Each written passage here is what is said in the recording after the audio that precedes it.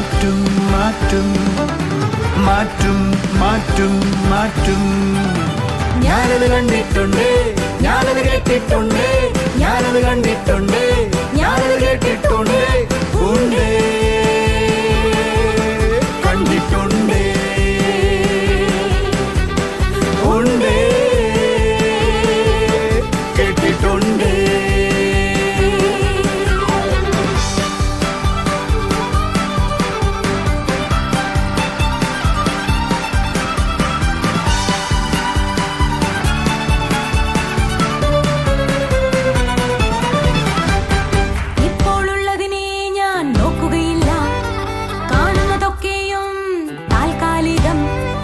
ഇപ്പോഴുള്ളതിനെ ഞാൻ നോക്കുകയില്ല, കാണുന്നതൊക്കെയും താൽക്കാലികം. വരുവാനുള്ളതോ കാണാനുള്ളതോ, വരുവാനുള്ളതോ കാണാനുള്ളതോ തേജസ്സിന്റെ നിത്യഗാനമാണ്, തേജസ്സിന്റെ നിത്യഗാനമാണ്. ഞാനത് കണ്ടിട്ടുണ്ട്, ഞാനത് കേട്ടിട്ടുണ്ട്, ഞാനത് കണ്ടിട്ടുണ്ട്, ഞാനത് കേട്ടിട്ടുണ്ട്, ഉണ്ട് കണ്ടിട്ടുണ്ട്,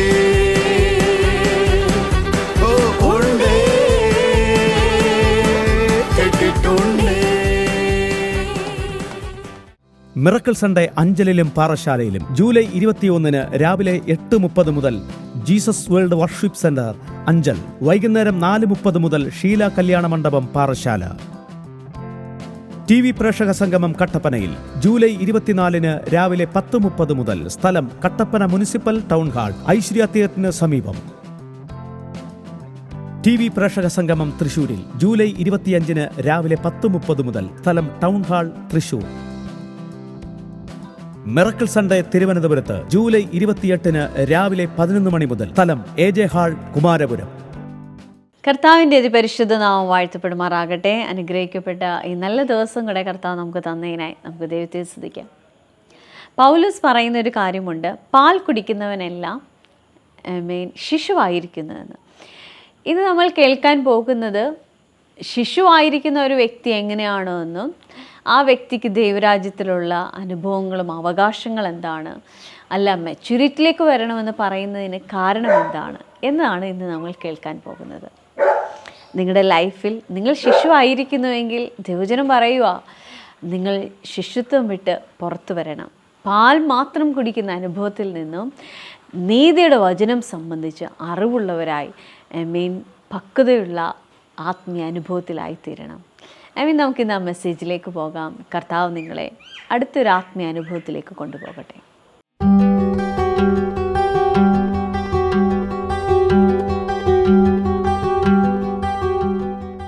ഞാനിന്ന് പ്രസംഗിക്കാൻ മെസ്സേജിന് ഇട്ടിരിക്കുന്ന പേരുടെ മാച്യൂരിറ്റി ബ്രിങ്സ് ഡിസേൺമെന്റ്. പക്വത വിവേചനത്തെ കൊണ്ടുവരും. അതാണ് എൻ്റെ ചിന്താവിഷയം. നമുക്കൊരു വാക്യം വായിക്കാം. എബ്രായ ലേഖനം 6-1 മുതലുള്ള വാക്യങ്ങൾ കഴിഞ്ഞ ആഴ്ചകളിൽ നമ്മൾ വായിച്ചതാണ്. സാധിക്കുന്നൊരു ആ വാക്യം ഒന്ന് എടുത്തേ, വാക്യമായിട്ടൊരു പരിചയം ഉണ്ടാകുന്നത് നല്ലതാണ്.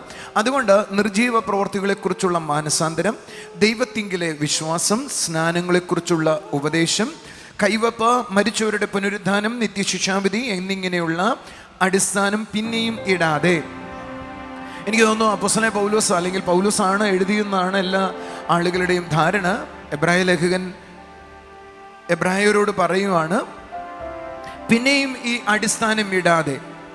അടുത്ത വാക്ക്, ക്രിസ്തുവിനെ കുറിച്ചുള്ള ആദ്യ വചനം വിട്ടിട്ട് പരിജ്ഞാന പൂർത്തി പ്രാപിക്കുവാനായി ശ്രമിക്കുക.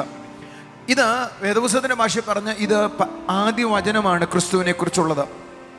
അടുത്ത വാചകം പറയുകയാണ്, പരിജ്ഞാന പൂർത്തി പ്രാപിക്കാൻ ശ്രമിക്കുക. ഞാൻ ഇംഗ്ലീഷ് വേർഷൻ ഒന്ന് വായിക്കാം.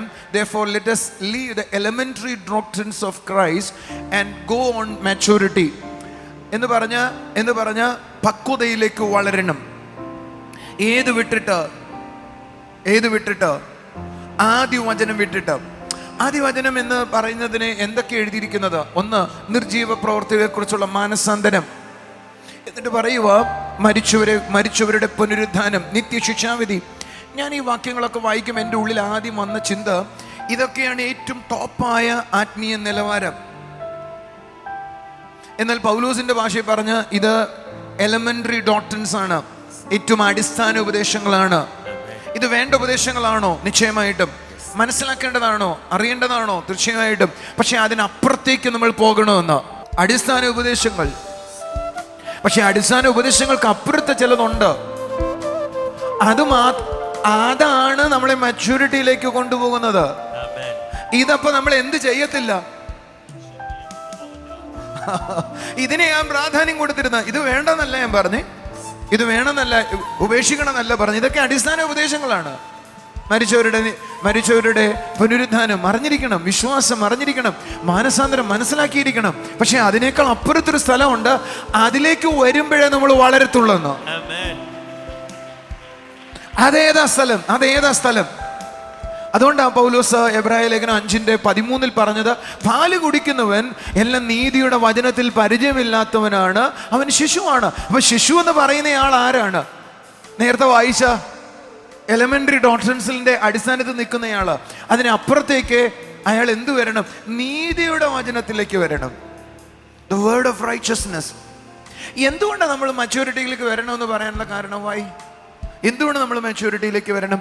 ഈ പൗലോസ് ഗലാത്യർക്ക് എഴുതുമ്പോൾ 4-ാം അധ്യായം അതിന് 1-ാം വാക്യത്തിൽ ഇങ്ങനെ പറയുക, അവകാശ സകലത്തിനെയും യജമാനെങ്കിലും ശിശു ആയിരിക്കുന്നിടത്തോളം കാലം ദാസനേക്കാൾ ഒട്ടും വിശേഷതയുള്ളവനല്ല എന്ന് പറഞ്ഞ് ശിശുത്വത്തിനകത്തിരിക്കുന്ന ഒരാൾ ഒരിക്കലും അനുഗ്രഹങ്ങൾ അനുഭവിക്കുകയില്ല. ചിലപ്പോൾ ചില ആളുകൾ ചോദിക്കും, ബ്രദറെ ഞാൻ 3-4 വർഷമായിട്ട് ഇവിടെ വരുന്നുണ്ട്, ബ്രദറെ ഞാൻ 1 വർഷമായിട്ട് ഇവിടെ വരുന്നുണ്ട്, 6 മാസമായിട്ട് വരുന്നുണ്ട്. ഞാൻ നിങ്ങളോട് പറയാം, നിങ്ങൾ വിശ്വാസത്തിൽ വന്ന കാലം മുതൽ നിങ്ങൾ ഒരേപോലെയാണ് ഇരിക്കുന്നതെങ്കിൽ സംതിങ് റോങ് വിത്ത് യു. നിങ്ങൾ വിശ്വാസത്തിൽ വന്ന കാലം മുതൽ നിങ്ങൾ ഇപ്പോഴും അതേപോലെ തുടരുന്നുവെങ്കിൽ എവിടെയോ പ്രശ്നമുണ്ട്. വേദപുസ്തകം പറയുന്നത് ശ്രദ്ധിച്ചു കേൾക്കൂ, നിങ്ങൾ അവിടെ തുടരുകയല്ല, മെച്യൂരിറ്റിയിലേക്ക് വരണം. മെച്യൂരിറ്റിയിലേക്ക് വന്നാൽ എന്ത് സംഭവിക്കും? പക്വതയിലേക്ക് വന്നാൽ എന്ത് സംഭവിക്കും? അവകാശങ്ങൾ അനുഭവിക്കാനായി തുടങ്ങേമേ. ഓ, കൈയടിച്ചൊരു ഹല്ലേലൂയ പറഞ്ഞാട്ടെ. അവിടെയാ ഈ പാട്ടിന്റെ പ്രസക്തി നിൽക്കുന്നത്. എൽ ശദായ് എന്നു പേരുള്ളവൻ സങ്കടതേ. ഞാൻ എവിടെയാണോ സങ്കടപ്പെട്ടിരിക്കുന്നത് അവിടെ വർദ്ധിപ്പിക്കാനായി തുടങ്ങും. അവിടെ ഞാൻ ഇരട്ടിയാക്കാൻ തുടങ്ങും, മാനിക്കപ്പെടാൻ തുടങ്ങും. അവകാശങ്ങൾ പ്രാപിക്കണമെങ്കിൽ നിങ്ങൾ എവിടേക്ക് വരണം? പക്വതയിലേക്ക് വരണം. എന്ന് പറഞ്ഞാൽ ഇപ്പോഴും മാനസാന്തരപ്പെടേണ്ട അവസ്ഥയാണ്. ഇപ്പോഴും ചില കാര്യങ്ങളെക്കുറിച്ച് തിരിച്ചു വരേണ്ടത്. ആ സ്ഥിതിയിലാണ് നിങ്ങൾ തുടരുന്നതെങ്കിൽ ശരിക്കും ഞാൻ നിങ്ങളോട് പറയാം, നിങ്ങൾ അവകാശങ്ങൾ അനുഭവിക്കത്തില്ല. അവരെ ചിന്തിക്കും, എവിടെ പോയാലോ ഒന്ന് അനുഗ്രഹിക്കപ്പെടുന്നേ, എങ്ങനെ പോയാലോ ഒന്ന് വിടുവിക്കപ്പെടുന്നേ. അതുകൊണ്ട് ആളുകൾ അങ്ങോട്ടും ഇങ്ങോട്ടും വിടുതലിന് വേണ്ടി ഓടുന്നത്. വായി അവർ വിശ്വാസത്തിൽ വന്ന സ്ഥലത്ത് തന്നെയാ തുടരുന്നേ, അപ്പുറത്തേക്ക് അവർ കടന്നില്ല. ഒരു നല്ല ഹല്ലേലൂയ പറഞ്ഞാട്ടെ. ഈ നമ്മൾ മാച്യൂരിറ്റിയിലേക്ക് വരുമ്പോൾ, എല്ലാവരും പറഞ്ഞു മാച്യൂരിറ്റിയിലേക്ക് വരുമ്പോൾ നമ്മൾ നോയിങ്ങിലേക്ക് വരും, അറിവിൽ സകലതും മനസ്സിലാക്കുന്ന വിധത്തിലേക്ക് വരും. അതുകൊണ്ട് പൗലോസ് റോമർക്ക് എഴുതിയ ലേഖനം 8-ാം അധ്യായം അതിൻ്റെ 28-ാമത്തെ വാക്യത്തിൽ ഇങ്ങനെ പറഞ്ഞു, ദൈവത്തെ സ്നേഹിക്കുന്നവർക്ക് അവൻ്റെ നിർണയപ്രകാരം വിളിച്ചവർക്ക് സകലതും നന്മയ്ക്കായി കൂടെ വ്യാപരിക്കുന്നു എന്ന് നാം അറിയുന്നു. എല്ലാവരും പറഞ്ഞേ, നാം അറിയുന്നു. ശിശുക്കളോട് ചോദിച്ചു നോക്കി, അവർക്ക് എല്ലാ കാര്യവും അറിയത്തില്ല. ശിശുവിനോട് ചിലത് പറഞ്ഞു കൊടുക്കണം, അവന് അറിവില്ല. മച്യൂരിറ്റി എന്ന് പറയുന്നത് അങ്ങനെയല്ല. മച്യൂരിറ്റി എന്ന് പറയുമ്പോൾ അയാളുടെ പെരുമാറ്റം ശരിയല്ല, കൊച്ചുങ്ങൾക്ക് അറിയത്തില്ല. അതുകൊണ്ട് കൊച്ചുങ്ങൾ ട്രാപ്പിലായി പോകുന്നേ. ചില കുഞ്ഞുങ്ങൾ മിസ്യൂസ്ഡ് ആയതിന്റെ കാരണം കുഞ്ഞുങ്ങൾക്ക് അറിയത്തില്ല ആ വ്യക്തിയോട് കൂടി ഇരിക്കാൻ പാടില്ല. എന്റെ കൂടെ ഉണ്ടോ? ഒരു ഹല്ലേലൂയ പറയാം. ഈ ജോസഫ് പൊത്തിഫറിന്റെ ഭാര്യ പറഞ്ഞു, നീ എൻ്റെ കൂടെ ക്ഷയിക്കണം, തെറ്റായി ജീവിക്കണം. പക്ഷെ അവൻ സമ്മതിച്ചില്ല. അപ്പൊ അവള് പറഞ്ഞ ആദ്യത്തെ വാചകം, നീ എൻ്റെ കൂടെ ഒന്ന് ഇരിക്കുമെങ്കിലും ചെയ്യേ. നമ്മൾ തമ്മിൽ ചാറ്റ് ചെയ്യുന്നതിൽ വല്ല കുഴപ്പമുണ്ടോ? അടുത്തിരിക്കുന്നവരോട് ചോദിച്ചാൽ ചാറ്റ് ചെയ്യുന്നതിൽ വല്ല കുഴപ്പമുണ്ടോ? ഒരു കുഴപ്പമില്ല. എൻ്റെ അടുത്ത് വന്ന് ഇരിക്കുന്നതുകൊണ്ട് വല്ല കുഴപ്പമുണ്ടോ? അവിടെ ഇരിക്കുന്നതിൽ കുഴപ്പമില്ല, പക്ഷെ ഇരുന്ന് നമ്മുടെ ഉള്ളിൽ എന്തെങ്കിലുമൊക്കെ തോന്നും. നിങ്ങൾ എന്തൊന്നും മിണ്ടാത്തേ? ജോസഫിന് ആ ട്രിക്ക് മനസ്സിലായി. ജോസഫിന്റെ കയ്യിൽ മൊബൈൽ ഉണ്ടായിരുന്നു അന്ന്. ജോസഫ് പറഞ്ഞു, മോളെ ചാറ്റ് ചെയ്താൽ ഞാൻ വീഴുമെന്ന് എനിക്കറിയാം, അതുകൊണ്ട് നിന്നുമായി ഞാൻ ചാറ്റ് ചെയ്യുന്നില്ല.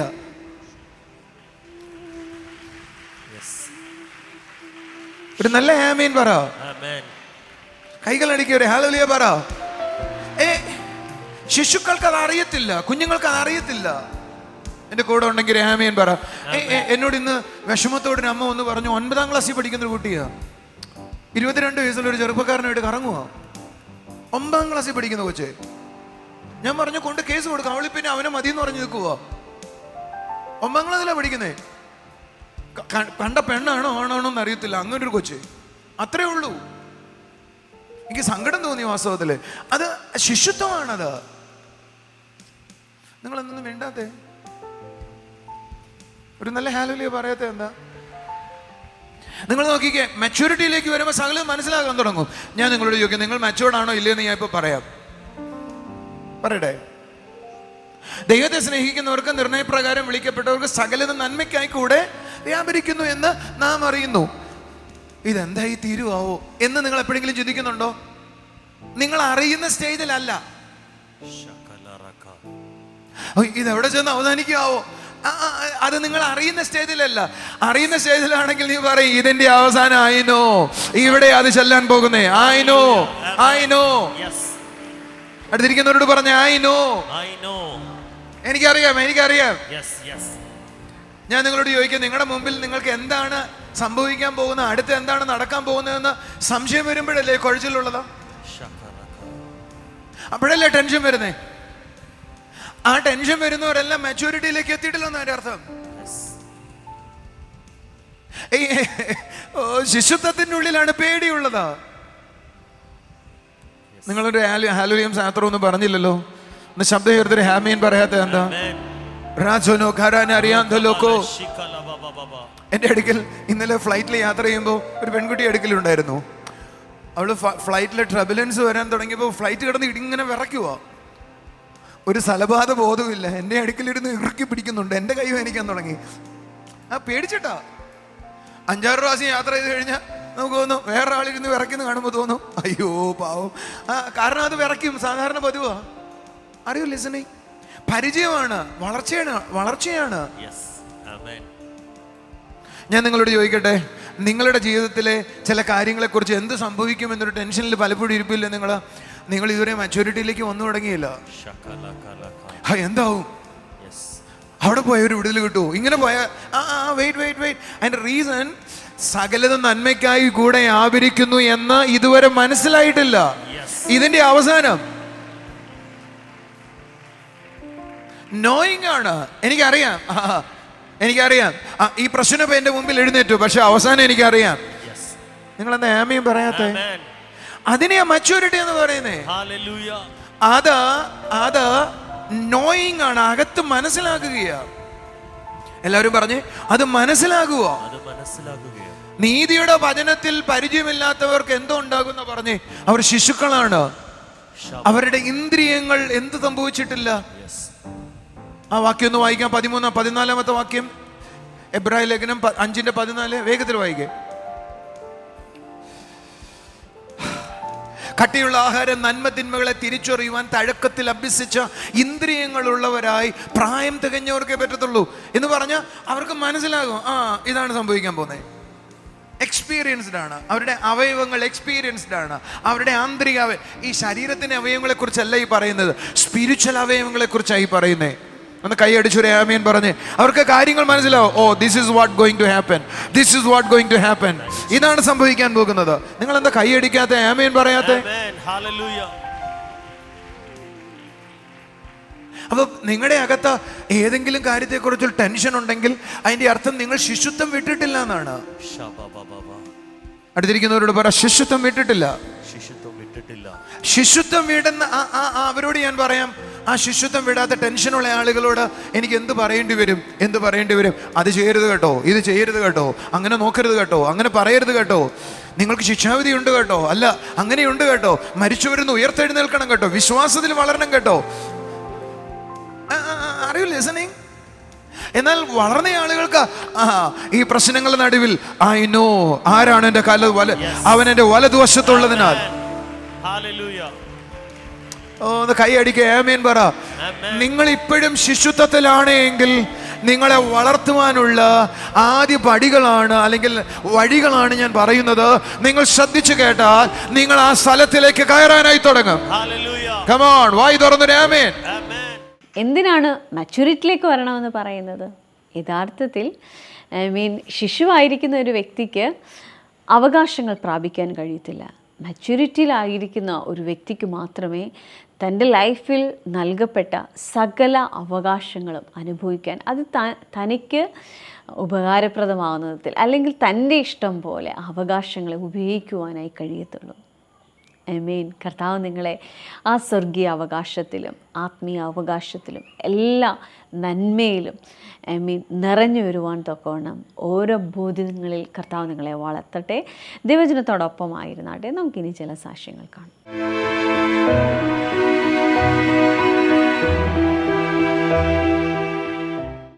ഈ മോളുടെ ജീവിതത്തിൽ ദൈവം ചെയ്ത വലിയ അത്ഭുതം നമ്മുടെ ഷെയർ ചെയ്യാനാണ് നമ്മുടെ മധ്യ ആയിരിക്കുന്നത്. ഈ മോളുടെ പേര് ആശ. ഊരമ്പ് എന്ന സ്ഥലത്ത് നിന്നാണ് വരുന്നത്. കഴിഞ്ഞ ചില ദിവസങ്ങളായി യൂറിനറി ഇൻഫെക്ഷന് വൊമിറ്റിംഗ് ആയിട്ട് ഹോസ്പിറ്റലിൽ അഡ്മിറ്റ് ചെയ്തു. ഡോക്ടർ പറഞ്ഞത് സ്കാൻ ചെയ്യണമെന്നാ. സ്കാൻ ചെയ്തപ്പോൾ യൂട്രസിൽ മുഴയും ലിവർ പ്രോബ്ലം ഉണ്ടായിരുന്നു. 5 ദിവസത്തേക്ക് മെഡിസിൻ കൊടുത്ത് അതിൽ കുറഞ്ഞില്ല എങ്കിൽ സർജറി ചെയ്യണമെന്നാണ് പറഞ്ഞിരുന്നത്. എന്നാൽ 10 ദിവസത്തേക്ക് മെഡിസിൻ കൊടുത്തിരുന്നു. 5 ദിവസം കഴിച്ചു.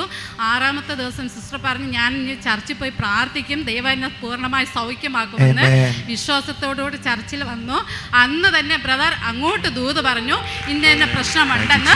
അന്ന് മുതൽ പൂർണ്ണമായി സൗഖ്യം പ്രാപിച്ചു എന്നാണ്. വീണ്ടും ഡോക്ടറെ അടുത്ത് മോൾ ചെന്ന് പറഞ്ഞു, എനിക്ക് സ്കാൻ ചെയ്യണം, എനിക്ക് ഒരു പ്രശ്നമില്ല, ദൈവം എന്നെ സൗഖ്യമാക്കിയെന്ന്. സ്കാൻ ചെയ്തപ്പോൾ അങ്ങനെ ഒരു പ്രശ്നമേ തന്നെ. എഴുന്നേറ്റ് ഒരു കൈയടി കൊടുക്കാം നമുക്ക്.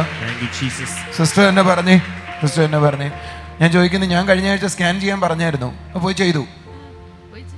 അവർക്ക് പറഞ്ഞേ ചെയ്തു. ഒരു സ്കാനിങ്ങിലെല്ലാം നോർമലാണ്. ക്വസ്റ്റ്യൻ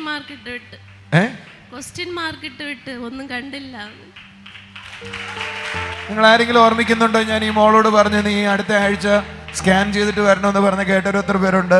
നമ്മുടെ കർത്താവ് ജീവിക്കുന്നു. അതിനൊരു നല്ല കൈയടി കൊടുത്തേ. ഞാൻ ഇവന് വേണ്ടി ആദ്യം പ്രാർത്ഥിക്കാം. ഒന്ന്, ഇവന് പുറകൊരു അലർജി ഉണ്ട്. അതുകൊണ്ട് ഇവനെ വിട്ടുമാറാതെ പനിയും സൈനസും വരും, ചുമയും സൈനസും വരും. ഇന്നവനത് മാറിപ്പോവും. ഇത് നിനക്കുണ്ട്. എന്നാൽ നീ മോളോ അങ്ങ് നിൽക്കുന്നത് നിന്റെ ഫാമിലിയോട് ബന്ധിക്കപ്പെട്ടുള്ള ചില മുഷിഞ്ഞ പ്രയാസമുള്ള കാര്യത്തിലാണ്. യേശു നിനക്ക് വേണ്ടി ചിലത് ചെയ്യാൻ പോവാം.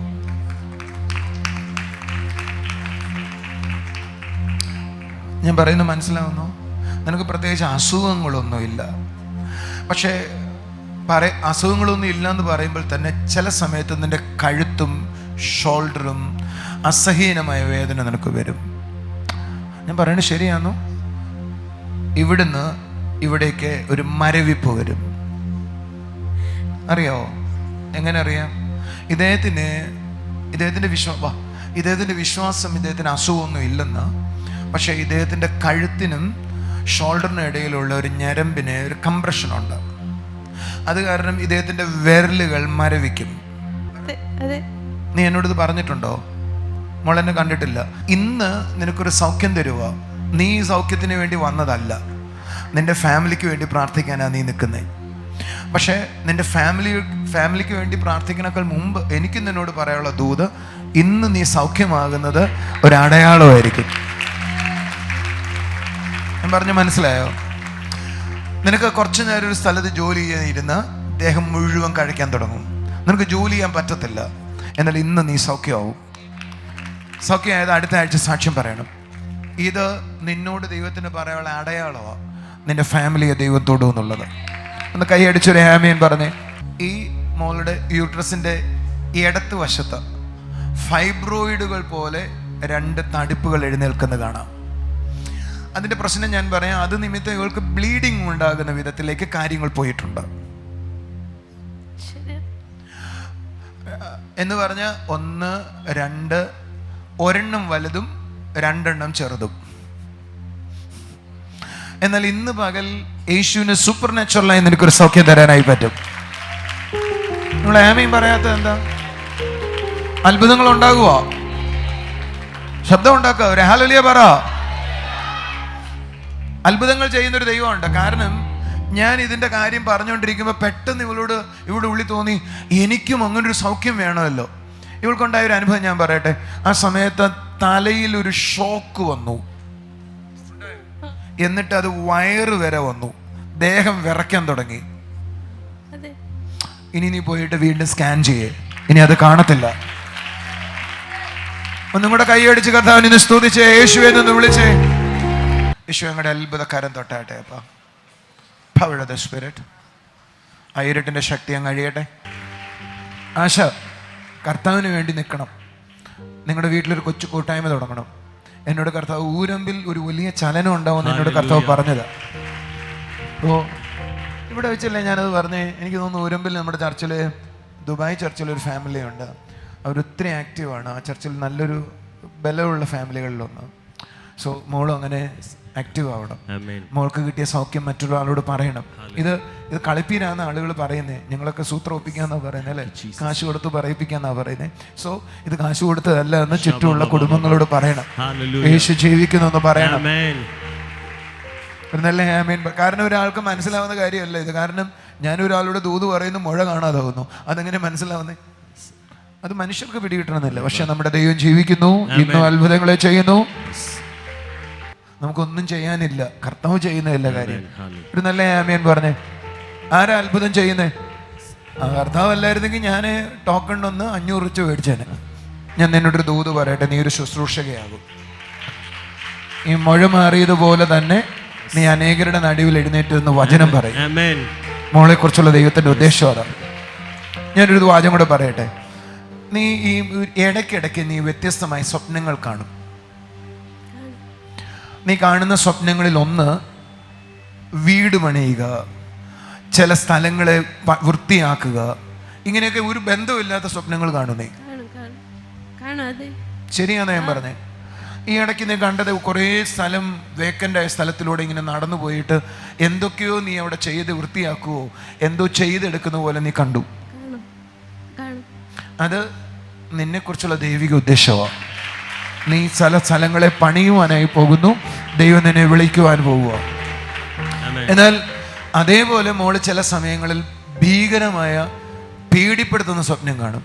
നിന്റെ വീട് മുഴുവൻ തകർന്നു പോകുന്നു, പെട്ടെന്ന് വെള്ളപ്പൊക്കം ഉണ്ടാകുന്നു, നശിച്ചു പോകുന്നു.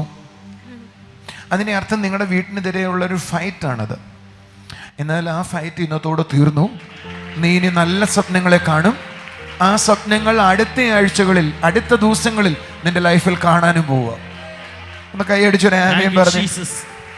ഈ മോളുടെ ലൈഫിൽ ദൈവം ഒരു വരം കൊടുത്തിട്ടുണ്ട്. ഇവൾക്കത് അറിയത്തില്ലെന്നേ ഉള്ളൂ. ഇവള് തൻ്റെ ജീവിതത്തിൽ താൻ സംഭവിക്കാൻ പോകുന്നതിനെ കുറിച്ച് കർത്താവ് ഇവളോട് സംസാരിക്കുന്നുണ്ട്. ആശയ്ക്ക് അത് അറിയത്തില്ല, പക്ഷെ യേശു ഇന്നു മുതൽ അത് മനസ്സിലാക്കി കൊടുക്കാൻ പോകും. നിങ്ങളിൽ ചിലർക്കും കൂടെ ആ വരം ഉണ്ടാകട്ടെ. ചിലരും കൂടെ സ്വപ്നങ്ങൾ കാണട്ടെ. മിറക്കിൾ സൺഡേ കൊല്ലത്ത് ജൂലൈ 14 രാവിലെ 8 മണി മുതൽ. സ്ഥലം district library hall, Sopanam auditorium. TV പ്രേക്ഷക സംഗമം എറണാകുളത്ത് ജൂലൈ 16 രാവിലെ 10:30 മുതൽ. സ്ഥലം ടൗൺ ഹാൾ, നോർത്ത് റെയിൽവേ സ്റ്റേഷന് സമീപം, എറണാകുളം. TV പ്രേക്ഷക സംഗമം കോഴിക്കോട് ജൂലൈ 17 രാവിലെ 10:30 മുതൽ. സ്ഥലം നളന്ദ ഓഡിറ്റോറിയം, കോഴിക്കോട്. TV പ്രേക്ഷക സംഗമം പാലക്കാട് ജൂലൈ 18 രാവിലെ 10:30 മുതൽ. സ്ഥലം മോത്തിമഹൽ കല്യാണ മണ്ഡപം, KSRTC ബസ് സ്റ്റാൻഡിനു സമീപം, ഷൊർണൂർ റോഡ്, നൂറണി. കർത്താവിൻ്റെ അനുഗ്രഹിക്കപ്പെട്ട അനുഭവങ്ങൾക്കായി നന്ദി പറയുകയാണ്. നമ്മുടെ ലൈഫിൽ കർത്താവ് നമ്മളെ തിരഞ്ഞെടുക്കുമ്പോൾ, അല്ലെങ്കിൽ ദൈവത്തെ നമ്മൾ കണ്ടുമുട്ടുന്ന ആ നിമിഷം മുതൽ കർത്താവ് നമ്മളെ അവൻ്റെ രാജ്യത്തിനായിട്ട്, അവൻ്റെ വേലയ്ക്കായിട്ട്, അവൻ്റെ സന്തോഷത്തിനായിട്ട് ഒക്കെ നമ്മളെ കണ്ടതാണ്. അനുഭവങ്ങളൊക്കെ അനുഭവിക്കാൻ ഒരു മകനെന്ന പദവിയിലേക്ക്, മകളെന്ന പദവിയിലേക്ക് കർത്താവ് നമ്മളെ ആക്കിയിരിക്കുകയാണ്. ശിശുത്വം വിട്ട് ആ പക്വതയിലേക്ക് വരുന്ന ഒരു വ്യക്തി ആ സകല അവകാശങ്ങളും അനുഭവിക്കുവാനിടയായിത്തീരും. കർത്താവ് നിങ്ങളെ ആ വിധത്തിൽ അനുഗ്രഹിക്കട്ടെ, വലിയ നന്മകൾ കൊണ്ട് നിറയ്ക്കട്ടെ. നമുക്കറിയാത്ത ചില സത്യങ്ങളിലേക്ക്, അല്ലെങ്കിൽ ആത്മീയമായ ചില ആഴങ്ങളിലേക്ക് കർത്താവ് നമ്മളെ ഈ നാളുകളിൽ കൊണ്ടുപോകട്ടെ. നമുക്കൊരു നിമിഷം കണ്ണുകളിലേക്ക് അടച്ച് പ്രാർത്ഥിക്കാം. സ്വർഗീയ പിതാവേ, കാണുന്ന ഓരോ കുടുംബങ്ങളെയും അവിടുത്തെ കരങ്ങളിൽ ഏൽപ്പിക്കുന്ന കർത്താവേ, ഇവരുടെ ഓരോ ദിവസവും കർത്താവെ, ഓരോ നിമിഷവും കർത്താവെ, അപ്പോൾ അവിടുത്തെ കൃപ കൂടെയിരിക്കുന്ന ഓർത്ത് നന്ദി പറയുന്നു കർത്താവെ. ചില പുതിയ ആത്മീയ അനുഭവങ്ങൾ ഇവരുടെ ജീവിതത്തിൽ ഉണ്ടാകട്ടെ അപ്പാ. ഇതുവരെ ആയിരുന്ന ശിശുത്വത്തിൽ നിന്ന് കർത്താവെ പക്വതയുള്ള മെച്യൂരിറ്റിയിലേക്ക് വരുവാൻ തക്കവണ്ണം കർത്താവെ കുടുംബങ്ങളെ, വ്യക്തികളെ അവിടുന്ന് തൊടണമേ അപ്പാ. ചിലത് ഗ്രഹിക്കുവാൻ തക്കവണ്ണം ഹൃദയങ്ങളെ തുറക്കണമേ എന്ന് പ്രാർത്ഥിക്കുന്നു കർത്താവെ. അപ്പോൾ ഈ വീടുകളൊക്കെ അപ്പോൾ മലമുകളിൽ ശോഭിക്കുന്ന പട്ടണം പോലെ, ഉയർന്നിരിക്കുന്ന വിളക്ക് പോലെ കർത്താവ് ഈ കുടുംബങ്ങളെല്ലാം അധീക്ഷിതായിത്തീരട്ടെ അപ്പാ. യേശുവേ, ഈ കുടുംബങ്ങളിൽ കത്തി നിൽക്കുന്ന വെളിച്ചം മറ്റുള്ളവർ കാണുവാനിടയാകട്ടെ അപ്പാ. Thank you Jesus. എന്നോടൊപ്പമായിരിക്കുന്ന ഓരോ കുടുംബങ്ങളെയും അവിടുത്തെ കരങ്ങളിൽ ഏൽപ്പിക്കുന്നു കർത്താവെ. ശത്രു ഈ വീട്ടിനെ തൊടാതെ വണ്ണം അവിടുത്തെ കൃപയിൽ സൂക്ഷിക്കുന്നവർക്ക് നന്ദി പറയുന്നു. രോഗികളായിരിക്കുന്നവർക്കായി പ്രാർത്ഥിക്കുന്നപ്പാ. ദൈവവചനം സകല ബന്ധനത്തിൽ നിന്നും പുറത്തു കൊണ്ടുവരുന്നു, ഇരുട്ടിൽ നിന്നും പുറത്തു കൊണ്ടുവരുന്നു കർത്താവെ. ഇവരെ വേട്ടയാടുന്ന എല്ലാ ഇരുട്ടിൻ്റെ ബലങ്ങളും യേശുവിൻ്റെ നാമത്തിൽ നീങ്ങിപ്പോകട്ടെ അപ്പാ. യേശുവിൻ്റെ നാമത്തിൽ നീങ്ങിപ്പോകട്ടെ അപ്പാ. Thank you Jesus, thank you Jesus. എന്നോടൊപ്പമായിരിക്കുന്ന ഓരോ കുടുംബങ്ങളെയും അനുഗ്രഹിക്കുന്നു സ്വർഗീയ പിതാവേ. അവിടെ ഞങ്ങളുടെ പ്രാർത്ഥന കേട്ടതിനായി സ്തോത്രം. യേശുവിൻ്റെ നാമത്തിൽ തന്നെ ആമീൻ. എല്ലാവിധമായ നന്മകൾ കൊണ്ടും കർത്താവ് നിറയ്ക്കട്ടെ. God bless you.